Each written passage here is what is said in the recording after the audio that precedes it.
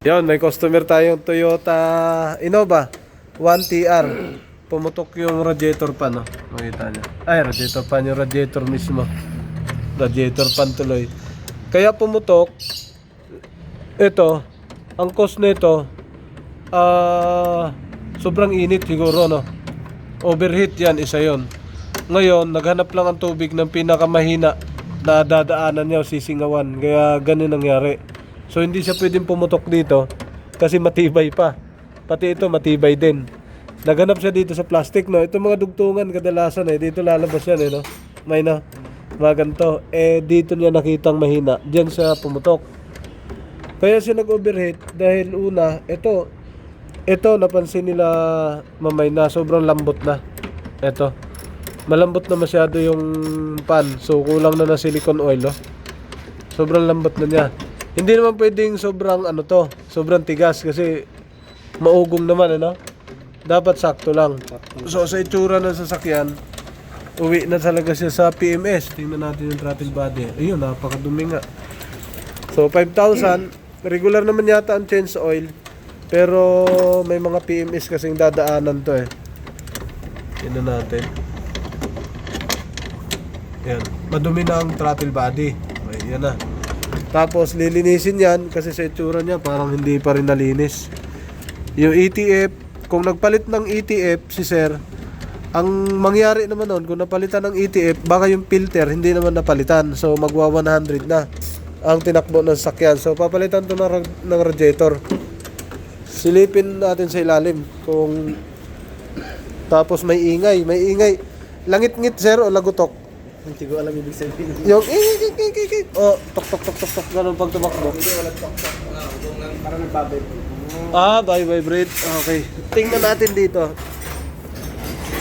Pag ito napalitan, kasi magwa 100 na daw wala pa. Sobrang stock na ito.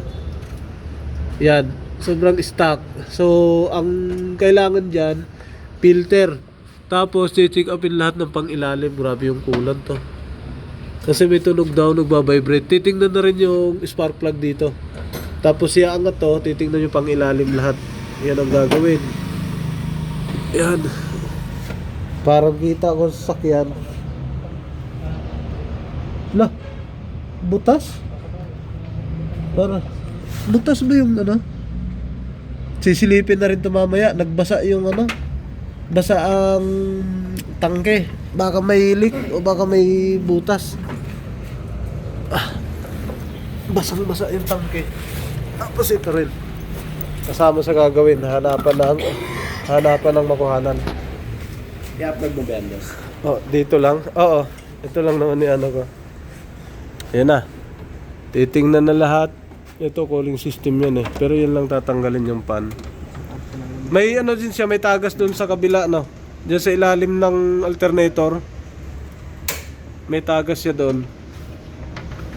Dudumi Ito, kailangan i-engine wash din natin para maging malinis. Ito, ang inat-ngat na ng daga.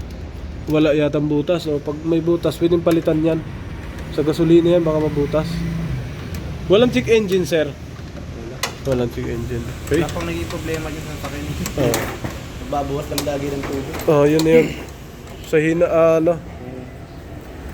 dito, umaabot dito. Tingnan niyo rin rito banda yan. Yung ilalim, Abot, Thermostat. Thermostat, Ito. Thermostat. Dahil kumukulo Kulo. Kasi Tapos naghahanap yun ng singawan. wala na Hindi na nagana yan. Paano na? Maganda pa tumakbo kasi manginan. Malubay, oo. Kung nakatambay ito. Puputok talaga yan pagka ito mahina na. Kasi pag yan, nadaan lang yan sa kung anong ugong ng ikot ng belt, susunod lang yan sa ikot. Hindi siya nakamukha ng mga jeep na naka-welding na kung anong RPM mo, ganun ang ikot niya. Ito kasi pag mabilis na takbo mo, mabagal na yan Iwanan siya sa takbo. May iwanan yan. Pag malubay na, wala na, hindi. Maikot siya, kaunti na lang. Lalo na pag mainit, lulubay lalo. Ang purpose naman doon, para pag naka-minor ka, kung hindi ako baliktad pag naka-minor ka, ang ikot noon maganda pa rin. Kahit nakaminor ka. Mm. Kasi pagka malubay na yon, pag nakaminor ka, parang ayaw na niya gano'n umikot. Oh, yun, ganun ang nangyari sa kanya. Parang hindi nakasunod. Malagyan nga ng silicone. Oo. Tagas niya sa ilalim ito. Kadalasan niya pagka Innova. Ayan o. Nasa Anong ilalim. kadalasan niya? Dito, sa dugtungan. Ayan o. Napaka-itim. Kapal. Ayan. Tagas, no? Ganyan yun sa akin. Ang tagas dito sa ibabaw. Ayan o. May tagas na sa ibabaw, di ba? May mga leaks. Ayan o. Sa ibabaw. Dito. Dito sa gilid. Yan. Kadalasan yan. Ito naman sa'yo, wala. Pero sa likod niya baka meron. Ayan o. Ayan, yun yung mga tagas. Pero ito tingin ko, sobrang tagal na nito. Ang dumi na nito. Oh. Sobrang matagal na ito. Ano yun eh? Binahayan dating dagahin. Ayan, marami nga. May tae pa nga yun. Ihipa Oh, yung may tae ng daga yun. Nakita ko may tae ng daga dyan. Dito yan, yung leak na to. Sa gitnaan ito. Yung alternator yung pinagkapitan dyan. Yun. Anong pyesa yung nasira doon? Dito yan, itong pagitan na to. Yan yung ano. Yung pagitan na yan, ito yun ang yung silicone niya, tagas na. Kaya sobrang langis sa ilalim. Yan o. Dahil yan, galing dito yan sa ibabaw dito. Mas pwede mo bang i-upload yung una mong video tungkol sa akin? Oo. Papakita ko lang sa langhira. Sumabog. Ito. Dahil sa, ito. Sumabog yung radiator dahil sa, ano to, sa init. Dahil sa lambot na nito. Yung cover. Ayun, meron na shroud dyan. May shroud na dyan. Tapon na yung hangin yan eh. Wasak. Yun na, yung Innova. Napakadumi sa ilalim ito. Tanggal na lahat natin yan dumi. Engine wash.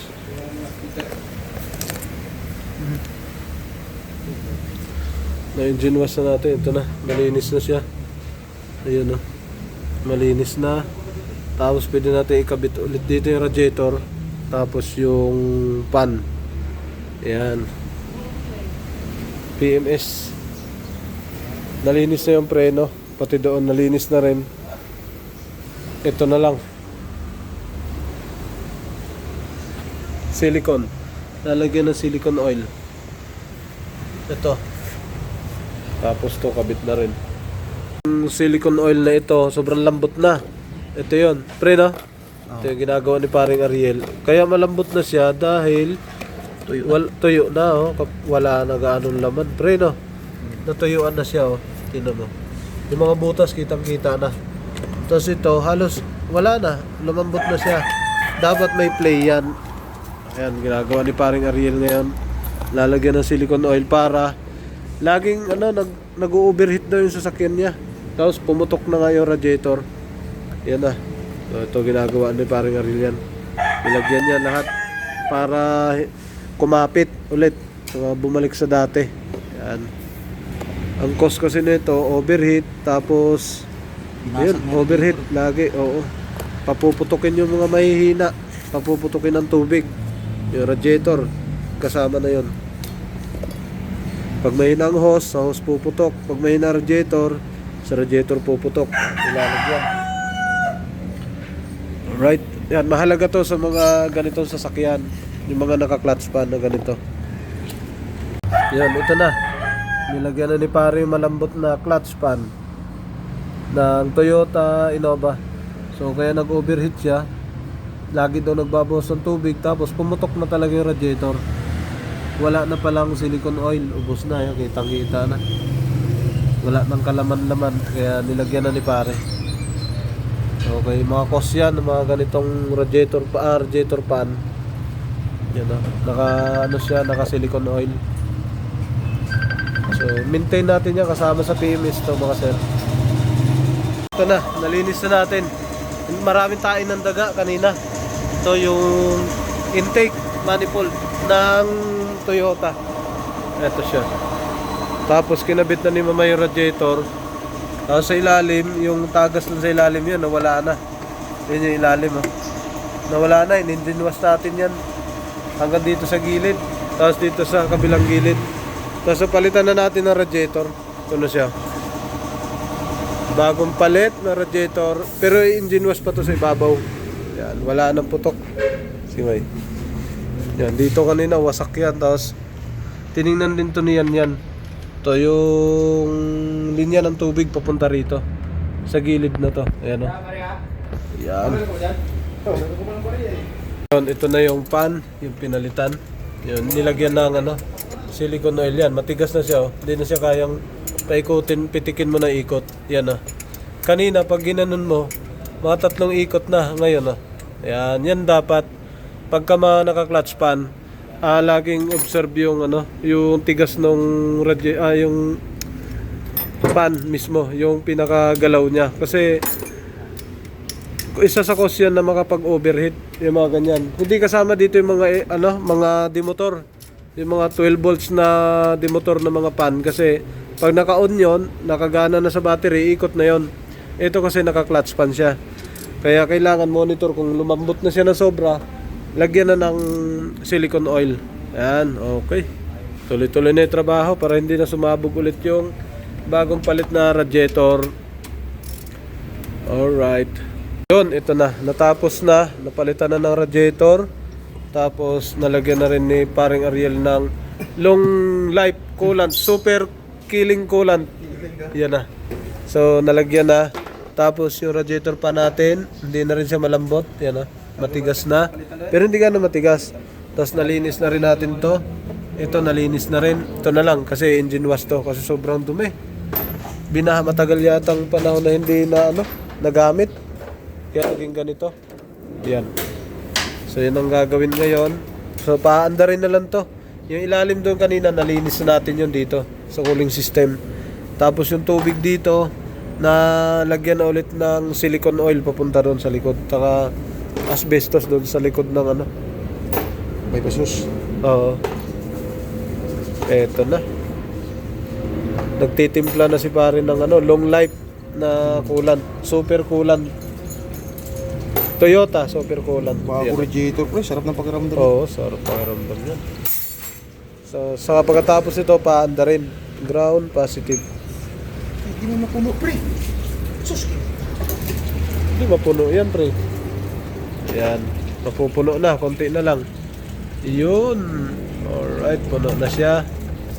Okay. Ayun. Puno na. Tama lang. Okay, paandar na. Napakaswabe. Yung before and after natin, yung nawasak to. Dito banda. And ito na siya ngayon.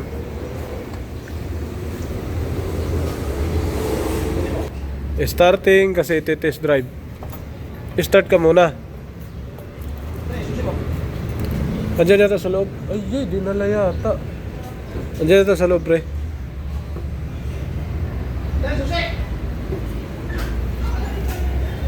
Wala susi ito?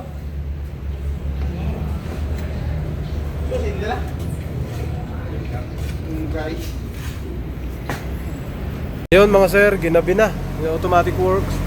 Ito na, kakapaandar lang ngayon. 99,999 yung kanyang mileage. Yan, nag-change oil lahat, nagpalit, ATF. Yan, pinalitan natin full PMS. So ito na siya ngayon. Silipin mo. Wala nang yan, May. Oh. Eto na, yung usok. Yun, umandar na. Sa tubig yan. Ayan na.